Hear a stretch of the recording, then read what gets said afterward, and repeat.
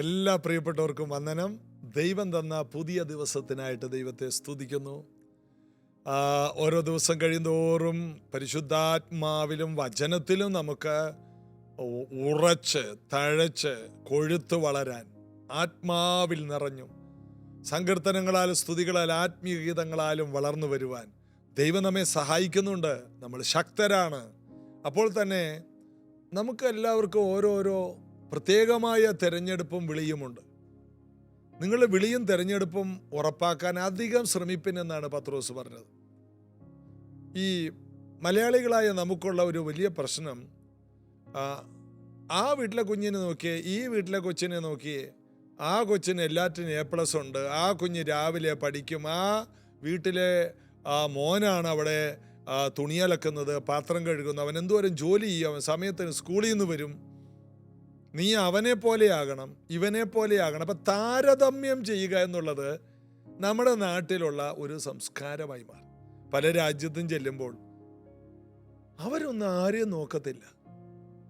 നമ്മുടെയൊക്കെ നാട്ടിൽ കുറച്ച് പേര് ആ കലങ്കയിൽ അല്ലെങ്കിൽ വഴിയിലോ ഇരുന്ന് അല്ലെങ്കിൽ ഗേറ്റിൻ്റെ അവിടെ വന്ന് നിന്ന് അങ്ങോട്ട് നോക്കി, ആ പോകുന്ന ആളെ ഇങ്ങോട്ട് നോക്കി, ഫുൾ ടൈം ആരെങ്കിലും നോക്കിക്കൊണ്ടിരിക്കുക, മറ്റുള്ളവരെ പഠിക്കുക. എന്നിട്ട് അവർക്കുള്ളതൊന്നും എനിക്കില്ലല്ലോ. ഇത് ഭയങ്കര അപകടമാണ്. അതിൽ നിന്ന് പുറത്തു വരണം. ആരെയും ശ്രദ്ധിക്കണ്ട.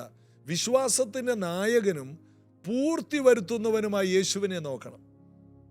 അതായത് ഒരു ബ്ലേഡിന് മൂർച്ചയുണ്ട്, എന്നാൽ അതുകൊണ്ട് മരം വെട്ടാൻ കഴിയില്ല.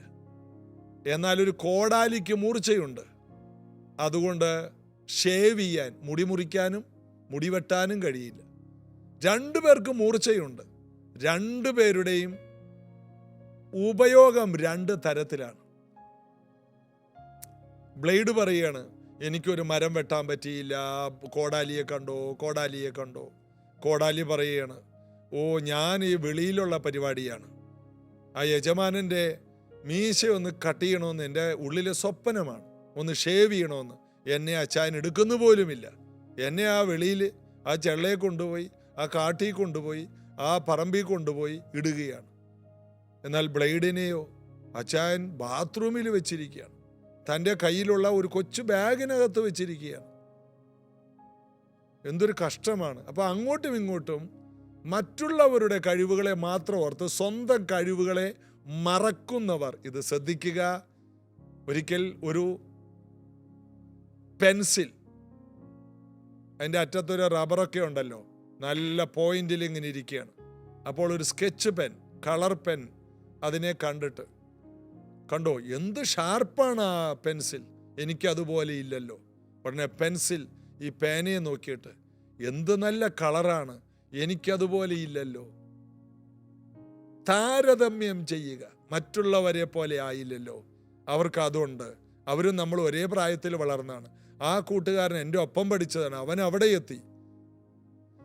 എൻ്റെ കൂടെ പഠിച്ചവരെല്ലാം എങ്ങോട്ടൊക്കെ എത്തിയിട്ടുണ്ട്, എന്നാൽ എന്നെ ദൈവം എത്തിക്കേണ്ടടുത്ത് എത്തിക്കുന്നുണ്ട്. ഞാൻ അതിൽ സംതൃപ്തനാകണം. എൻ്റെ വിളിയെ ഞാൻ ഫോക്കസ് ചെയ്യണം. മറ്റുള്ളവരെ ഫോക്കസ് ചെയ്തിട്ട് നമ്മുടെ ജീവിതത്തെ മങ്ങലേൽപ്പിക്കരുത്. നമ്മുടെ വിളിയിൽ ഫോക്കസ് ചെയ്യുക. നിന്റെ വിളിയും തെരഞ്ഞെടുപ്പും ഉറപ്പാക്കാൻ അധികം ശ്രമിക്കണം. ഈ സത്യം നിങ്ങളുടെ ഹൃദയത്തിൽ കിടക്കട്ടെ. കർത്താവിനെ ചേർന്ന് പാടി ആരാധിക്കാം. Amazing grace, how sweet the sound that saved a wretch like me. I once was lost, but now I'm found, was blind, but now I see. Amazing grace, how sweet the sound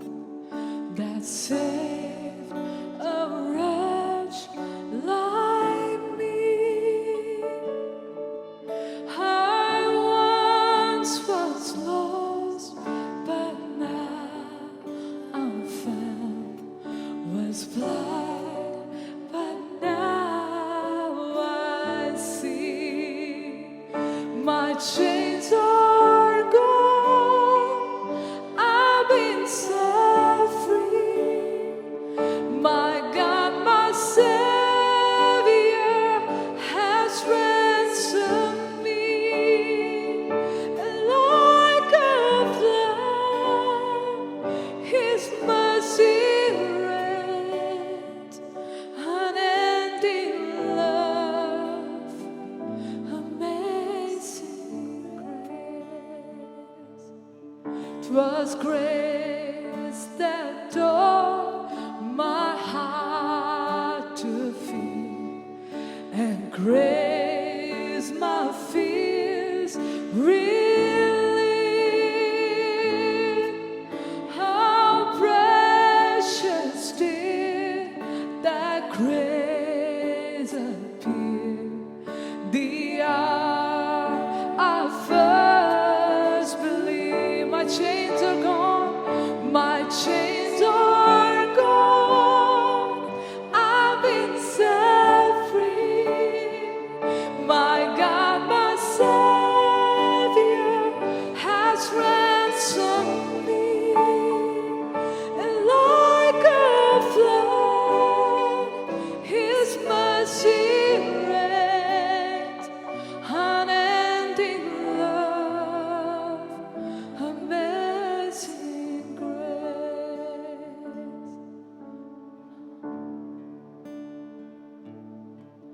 The earth shall soon dissolve like snow.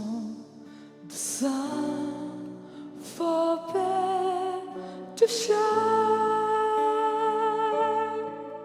The God who called me here below will be forever mine. You are forever. You are forever mine. My chains are gone. I've been set free. My God, my Savior has ransomed me. And like a flood, His mercy reigns. Unending love, amazing grace. My chains are gone. I've been set free. My God, my Savior has ransomed me. And like a flood, His mercy reigns. Unending love, amazing grace. Unending love, amazing grace. Unending love, amazing grace. അപ്പോസ്തല പ്രവൃത്തി 5-ാം അധ്യായത്തിലെ ഒരു ഭാഗം വായിച്ച് ഇന്നലെ വളരെ നമുക്ക് സങ്കടം വരുന്ന കുറേ കാര്യങ്ങളായിരുന്നു.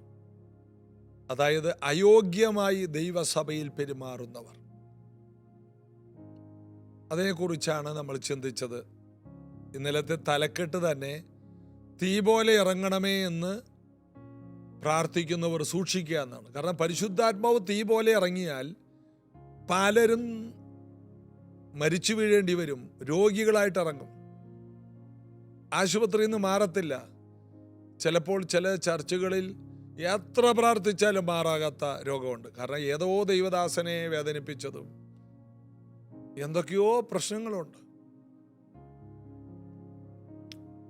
ഒരിക്കൽ തങ്കുപേർ, ഹെവൻലി ഫീസ്റ്റിലെ തങ്കുപേർ ഒരു കാര്യം ഞങ്ങളോട് പറഞ്ഞു. അദ്ദേഹം കർത്താവിൻ്റെ വേല തുടങ്ങിയ കാലത്ത് ഒരു ദൈവദാസന്റെ അടുക്കൽ പ്രാർത്ഥിക്കാൻ ചെന്നിട്ട് ക്യൂവിൽ നിൽക്കുകയാണ്. കുറേ നേരം നിന്നിട്ട് ആ ദൈവദാസന്റെ അടുത്ത് ചെല്ലാൻ പറ്റിയില്ല. ഉടനെ തങ്കുപേറിന് വളരെ ദേഷ്യമായി. തങ്കുപേർ ആരോടൊക്കെ വിളിച്ചു പറഞ്ഞു, അപ്പോൾ ഭയങ്കര അങ്ങരുടെ അടുത്ത് പ്രാർത്ഥിക്കേണ്ട വല്ല കാര്യമുണ്ടോ, അങ്ങനെയാണ് ഇങ്ങനെയാണ്. ഞാൻ ആരുടെ അടുത്തും പ്രാർത്ഥിക്കാനൊന്നും പോകുന്നില്ല, ഇവരൊക്കെ വലിയ അങ്ങനെ എന്തൊക്കെയോ പറഞ്ഞു പോയി. എന്നിട്ട് ഇദ്ദേഹം തങ്കുവേർ പ്രാർത്ഥിക്കാനിരുന്നിട്ട് ഒരു ദൈവിക ബന്ധവുമില്ല. ദൈവിക ബന്ധമില്ലാതെ താൻ കഷ്ടപ്പെടുകയാണ്. തനിക്ക് ശുശ്രൂഷിക്കാൻ കഴിയുന്നില്ല. ശുശ്രൂഷയുടെ ആരംഭകാലം വർഷങ്ങൾക്കും. കർത്താവേ, നീനോട് സംസാരിക്കണേ, ഒരു ശബ്ദവും. കർത്താവേ, നിന്റെ വചനം എനിക്ക് തരണേ, ഒരു വചനവുമില്ല. ഒരു നിറവില്ല, ഒരു നിയോഗമില്ല. നിറവ്, നിയോഗം, ദൈവശബ്ദം ഇതില്ലെങ്കിൽ ഒരു ദൈവദാസനെ ഒന്നിനും കൊള്ളത്തില്ല. തങ്കുവേർ കരയാൻ തുടങ്ങി. ഉടനെ ഒരു ദൈവശബ്ദം, എൻ്റെ ദാസനെതിരെ പറയാ നീ ആരാ? അപ്പോൾ ബൈബിളിൽ വാക്യമുണ്ട്, അന്യന്റെ ദാസനെ വിധിക്കാൻ നീ ആര്? തങ്കുവേർ ഭയപ്പെട്ടു പോയി. ഉടനെ ആ ദൈവദാസനെ വിളിച്ചു. പാസ്റ്ററേ, ഞാനൊരു അബദ്ധം പറഞ്ഞു, എന്നോട് ക്ഷമിക്കണേ. അദ്ദേഹം പറഞ്ഞു, ഞാൻ അറിഞ്ഞില്ലല്ലോ. അല്ല, പാസ്റ്റർ അടുത്ത് പ്രാർത്ഥിക്കാൻ വന്നിട്ട് പാസ്റ്റർ അടുത്ത് പ്രാർത്ഥിക്കാൻ എനിക്ക് പറ്റിയില്ല, എനിക്ക് ഇഷ്ടപ്പെട്ടില്ല, ഞാൻ കുറേ വെയിറ്റ് ചെയ്തു, കിട്ടിയില്ല. അദ്ദേഹം പറഞ്ഞു, സാരമില്ല ബ്രദറെ. അങ്ങനെ അദ്ദേഹം തങ്കുവേറിന് വേണ്ടി പ്രാർത്ഥിച്ചു, ആശ്വാസമായി. വീണ്ടും പ്രാർത്ഥിക്കാനിരുന്നപ്പോൾ ദൈവശബ്ദമില്ല. കരയാൻ തുടങ്ങി. കർത്താവ് എന്താണ്? എന്നിട്ടും എനിക്ക് ദൈവശബ്ദമില്ല, എനിക്ക് അങ്ങയുടെ ഇടപെടലില്ല, വെളിപ്പാടില്ല, ദർശനമില്ല, ഞാൻ എങ്ങനെ മുന്നോട്ട് പോകും? ഉടനെ നീ എത്ര പേരോട് വിളിച്ചു പറഞ്ഞു? ആ ദൈവദാസനെതിരെ അത്രയും പേരോട് വിളിച്ച് ക്ഷമ ചോദിക്കും. 4-5 പേരുണ്ട് കർത്താവ്, വിളിക്കാൻ പറഞ്ഞു. എല്ലാവരും വിളിച്ച്, ഞാൻ ആ ദൈവദാസനെ കുറിച്ച് പറഞ്ഞതിൽ എന്നോട് ക്ഷമിക്കണം, അത് കർത്താവിന് ഇഷ്ടമല്ല, അത് എൻ്റെ കുറ്റമാണ്. 5 പേരെ വിളിച്ചു കഴിഞ്ഞപ്പോൾ ഫ്രീ ആയി. അന്നു മുതൽ ദൈവശബ്ദം കേൾക്കാൻ തുടങ്ങി. ഇന്ന് ഹെവൻലി ഫീസ്റ്റ് ലോകം മുഴുവനും പടർന്ന് പന്തലിച്ച് കിടക്കുകയാണ്. എല്ലാ സഭകൾക്കൊരു മോഡലാണ്. അവരും വലിയ വിമർശനങ്ങളൊക്കെ നേരിടുന്നവരാണ്. അവർക്കെതിരെ ഒത്തിരി മോശമായി പലരും പറയുന്നുണ്ടെങ്കിലും വ്യക്തിപരമായിട്ട് എനിക്കറിയാം, മാതൃകയോടെ ജീവിക്കുന്ന ദൈവദാസന്മാരാണ് തോമസ് ഊട്ടിബേറും തങ്കുവേറും ഒക്കെ. അതുപോലെ തന്നെ IPC, assemblies of God, church of God, Sharon church, എല്ലാ ന്യൂ ജനറേഷൻ എന്ന് പറയുന്ന പുതിയ സഭകൾ, എല്ലാ ദൈവദാസന്മാരും നല്ലവരാണ്. കുറവുകളുണ്ട്. എനിക്കുള്ള കുറവുകൾ നോക്കിയാൽ അവർക്കൊന്നും അത്രയും കുറവുകളില്ല. നമുക്ക് നമ്മുടെ കുറവറിയാം. കർത്താവെ വെളിപ്പെടുത്തണമെന്നൊന്നും പറയണ്ട, നമുക്ക് എല്ലാ കാര്യവും അറിയാം. ഞാൻ പറയട്ടെ, IPC ചർച്ചിലെ KC ജോൺ പോലെയുള്ള ലീഡർമാർ, അവരൊക്കെ ജീവിച്ചിരിക്കുമ്പോൾ അവരുടെ അടുത്ത് പോയി മുട്ടയിൽ നിന്ന് കൈവെപ്പ് അനുഗ്രഹം വാങ്ങണം. മുതിർന്ന ദൈവദാസന്മാരുടെ കൈവെപ്പ് ലഭിക്കണം. അവരെല്ലാം ആരും പൂർണ്ണരല്ല, എന്നാൽ ദൈവം തിരഞ്ഞെടുത്ത വിലപ്പെട്ടവരാണ്. എല്ലാ ദൈവദാസന്മാരെയും PG വർഗീസ് അങ്കിൾ ജീവിച്ചിരിക്കുമ്പോൾ അദ്ദേഹത്തിൻ്റെ ഒരു കൈവെപ്പ് നിങ്ങൾ അനുഗ്രഹം വാങ്ങണം. പാസ്റ്റർ MA വർഗീസ് എൻ്റെ പാസ്റ്ററാണ്. അദ്ദേഹത്തിൻ്റെ കാലത്ത് അദ്ദേഹത്തിൻ്റെ അനുഗ്രഹം നിങ്ങളുടെ മേൽ വരണം. ഒരു വലിയ ശുശ്രൂഷ ചെയ്യണമെങ്കിൽ ആരെ വിമർശിച്ച് ആരെ വേദനിപ്പിക്കരുത്. അങ്ങനെ ചെയ്താൽ നമുക്ക് നഷ്ടപ്പെടുന്ന ദൈവശബ്ദമാണ്. പിന്നീട് നമുക്ക് പ്രസംഗമൊക്കെ നടക്കും, മറ്റുള്ളവരെ വിമർശിക്കാൻ പറ്റും, പോയിന്റുകൾ പറഞ്ഞ് ഭയങ്കര പ്രസംഗം പറയാം, ലോക രാജ്യ 5 വൻകരകളിലും പോകാം, യൂട്യൂബിൽ നിറയെ വ്യൂസ് ഉണ്ടാകും. എന്നാൽ ദൈവമായിട്ടുള്ള ബന്ധം പോയി. ഇതിനെ വിവേചിക്കണം. ഈ സത്യങ്ങളെല്ലാം പറയാൻ ദൈവം പലരിൽ വെച്ച് എനിക്കും ഒരു അവസരം തന്നതോർത്ത് ഞാൻ ദൈവത്തെ സ്തുതിക്കുന്നു. ജീസസ് എവരിഡേ ശ്രദ്ധിക്കുന്ന ആർക്കെതിരെയും സംസാരിക്കരുത്, ഒരു വ്യാജം കാണിക്കരുത്. പാസ്റ്റർമാരെ വീട്ടിലിരുന്ന് കുറ്റം പറഞ്ഞിട്ട് വന്നിട്ട് പാസ്റ്ററെ എനിക്ക് വേണ്ടി പ്രാർത്ഥിക്കണേ, ഇത് തന്നെയാണ് അനന്യാസ് സഫീറയും ചെയ്തത്. നല്ല ഭാവം കാണിച്ചു, വ്യാജഭാവമാണത്. അഭിനയിക്കാൻ അറിയാം അവർക്ക്. അഭിനയിക്കുന്നവർ അധികം മുന്നോട്ട് പോകില്ല. ഒറിജിനൽ ആയിരിക്കണം. യേശുവിൻ്റെ അടുക്കൽ വന്ന നഥനയേലിനെ കുറിച്ച് പറഞ്ഞു, സാക്ഷാൽ ഇസ്രായേലിയൻ, ഇവനിൽ കപടമില്ല. അവനും നിൽക്കുമ്പോഴാ പറഞ്ഞത്, വലിയ കാര്യങ്ങൾ നിങ്ങൾ കാണും. നിഷ്കളങ്കതയോടെ നടക്കുന്നവർ വലിയ അനുഗ്രഹങ്ങൾ കാണും.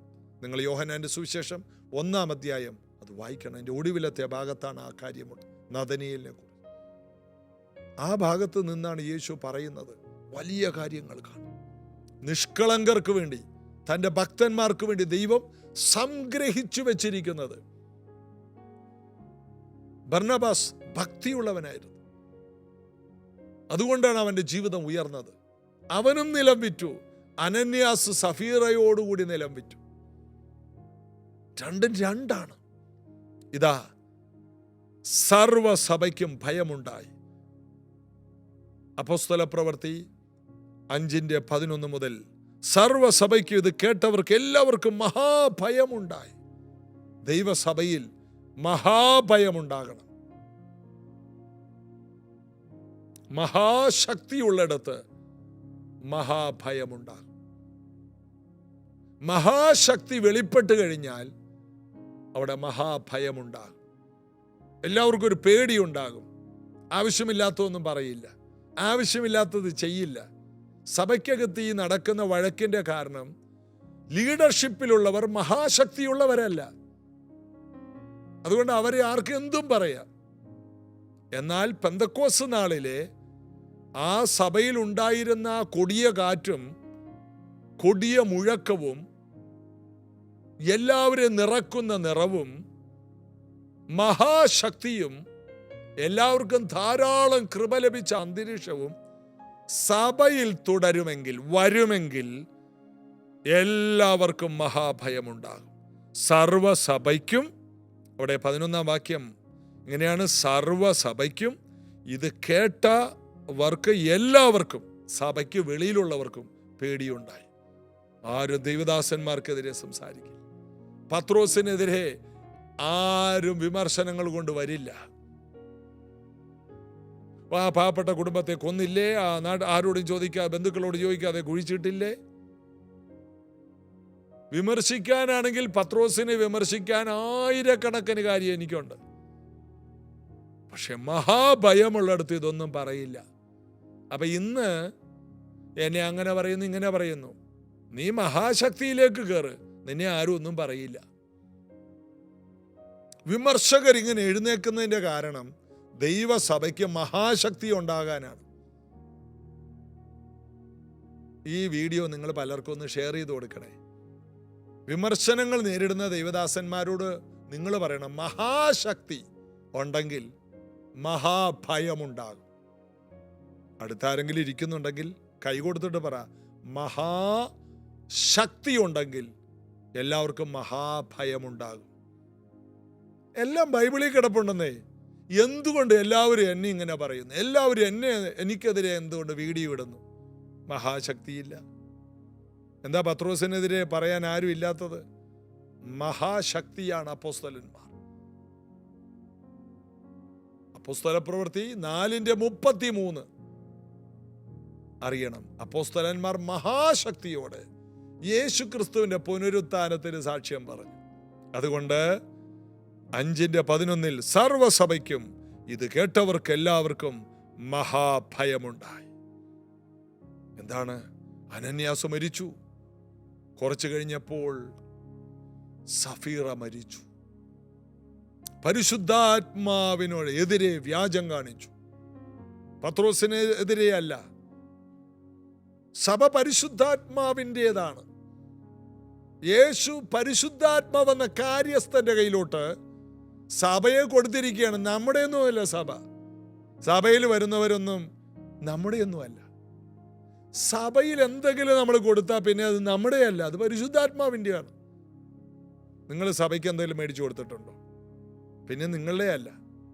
നിങ്ങളുടെ മക്കളെ കർത്താവിൻ്റെ വേലയ്ക്ക് വേണ്ടി കൊടുത്തോ? പിന്നെ ആ മകൻ നിങ്ങളുടേതല്ല, കർത്താവിൻ്റെ, പരിശുദ്ധാത്മാവിൻ്റെതാണ്. നിങ്ങൾ എന്തെങ്കിലും ദൈവസഭയ്ക്ക് സമർപ്പിച്ചാൽ പിന്നെ നിങ്ങളുടേതല്ല.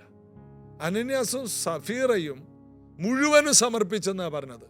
എന്നാൽ 99% അവരുടെ കയ്യിലിരിക്കുകയാണ്. അതുകൊണ്ട് ആ മരണം അവിടെ നടന്നത്. എല്ലാവരും ഭയപ്പെട്ടു. എല്ലാവരും ഭയപ്പെടുന്ന നിലവാരമുള്ള ഒരു ദൈവശക്തിയെ ഈ ദിവസങ്ങളിൽ നമുക്ക് ദൈവസന്നിധിയിലിരുന്ന് പ്രാപിക്കണം. എല്ലാവരും പേടിക്കണം. സർവസഭയ്ക്കും മഹാഭയമുണ്ടായി. പിന്നീട് നമ്മൾ വായിക്കുന്നു, ആ സഭയിൽ നിന്ന് പുറപ്പെട്ടു പോയ ഫിലിപ്പോസ് ശമരിയിൽ ചെന്നപ്പോൾ അത്ഭുതങ്ങൾ കൊണ്ട് അടയാളങ്ങൾ കൊണ്ടും ആ ദേശം നിറഞ്ഞു. ജനങ്ങൾ സൗഖ്യമായി, വിടുതൽ പ്രാപിച്ചു, ഭൂതങ്ങൾ വിട്ടുപോയി. ആ പട്ടണത്തിൽ മഹാസന്തോഷമുണ്ടായി. മഹാശക്തിയുള്ളിടത്ത് മഹാഭയമുണ്ടാകും. അവർ പോകുന്നിടത്ത് മഹാസന്തോഷമുണ്ടാകും. കാരണം മഹത്വത്തിന്റെ പ്രത്യാശയായ ക്രിസ്തു നമ്മിൽ വസിക്കുന്നത് കൊണ്ട് പോകുന്നിടത്തെല്ലാം മഹാസന്തോഷമുണ്ടാകും. സഭയ്ക്കകത്ത് മഹാഭയം മാത്രമല്ല, ആരും പേടിപ്പിക്കൊന്നും വേണ്ട. എല്ലാവരും ഭയത്തോടെ ഇരിക്കൂ എന്നൊന്നും പറയണ്ട. ഭയമുണ്ടാകും. ആരും മുഖമൊക്കെ മാറ്റിയിട്ട് കണ്ണുകളടിച്ച് ഭയത്തോടെ വിറയിലൂടെ എന്നൊന്നും പറയണ്ട. അത് പരിശുദ്ധാത്മാവ് ചെയ്തോളും. എല്ലാവർക്കും അത് ഉണ്ടാകും. പരിശുദ്ധാത്മാവ് ചിലത് ചെയ്യുമ്പോൾ മഹാഭയം ഉണ്ടായിക്കൊള്ളും. അതിനെ ദൈവവേലക്കാരാണ്. കണ്ണുകളടച്ച് ഇതൊന്നും പറയണ്ട. പേടിപ്പിക്കുന്ന പോലെ ഡയലോഗൊന്നും പറയണ്ട. പരിശുദ്ധാത്മാവ് പേടിപ്പിച്ചോളും. നിങ്ങൾ പേടിപ്പിച്ചാൽ ആര് പേടിക്കാനാണ്? നിങ്ങളെ കൊതുകിന് പോലും പേടിയില്ല. പരിശുദ്ധാത്മാവ് പേടിപ്പിക്കേണ്ടതിനെ പേടിപ്പിച്ചോളും. പ്രാർത്ഥിക്കാം. കർത്താവ് അപ്പച്ച, ഞങ്ങളോട് കരുണ തോന്നണം. ഞങ്ങളുടെ ഇടയിൽ ഒരു വലിയ ദൈവ ഭയമുണ്ടാകാൻ, ദൈവസഭയുടെ ആ നിലവാരത്തിലേക്ക് സഭ ഉയർന്നു വരുവാൻ, മഹാശക്തിയും മഹാഭയവും മഹാസന്തോഷവുമുള്ള ഒരു കൂട്ടായ്മയായി ഞങ്ങളുടെ കൂട്ടായ്മകൾ മാറുവാൻ റോഷാഖബരസിയ പരിശുദ്ധാത്മാവെ അങ്ങ് സഹായിക്കും. ഇത് കേൾക്കുന്ന എല്ലാവർക്കും ഇതിൻ്റെ മർമ്മങ്ങളും വെളിപ്പാടുകളും അങ്ങ് കൊടുക്കണമേ. കൃപ കൊണ്ട് മൂടണം. സൗഖ്യങ്ങളും വിടുതലുകളും കൊണ്ട് സഭയെ നിറയ്ക്കണമേ. കേൾക്കുന്നവരെല്ലാം അസാധാരണ മഹാശക്തിയുള്ളവരായി, പരിശുദ്ധാത്മാവിൽ നിറഞ്ഞവരായി തീരട്ടെ. പരിശുദ്ധാത്മാവിനാൽ അവരുടെ വിഷയങ്ങൾക്ക് പരിഹാരമുണ്ടാകട്ടെ. അനുഗ്രഹിക്കും യേശുവിൻ നാമത്തിൽ. ആമേൻ. ഈ ദിവസങ്ങളിൽ കേൾക്കുന്നതെല്ലാം നമ്മുടെ ജീവിതത്തെ മാറ്റിമറിക്കും. ഈ വീഡിയോകൾ, ഈ 2-3 ദിവസമായി പറയുന്ന വീഡിയോകൾ മറ്റുള്ളവർക്ക്, ഒരു 100 പേർക്കെങ്കിലും ഷെയർ ചെയ്യേ. കുറെ ദൈവദാസന്മാർക്ക് ഷെയർ ചെയ്യേ. അവരുടെ ജീവിതത്തിൽ ചോദ്യങ്ങൾക്ക് മറുപടി ഉണ്ടാകട്ടെ. കർത്താവിൻ്റെ വലിയ അത്ഭുതങ്ങൾ നമുക്ക് കാണാൻ കഴിയും. കർത്താവിൽ നമുക്ക് ആശ്രയിക്കാം. US യാത്രയിലാണ് ഞങ്ങൾ. പോസ്റ്ററിൽ കാണുന്ന സ്ഥലങ്ങളെ നോട്ട് ചെയ്യുക. US-ലുള്ളവർ അത് പ്രത്യേകം ശ്രദ്ധിക്കുക. ബാക്കിയുള്ളവർ ഞങ്ങളെ ഓർത്ത് പ്രാർത്ഥിക്കുക. നാളെ ഈ സമയത്ത് ഒരുമിച്ച് കാണാം. God bless you.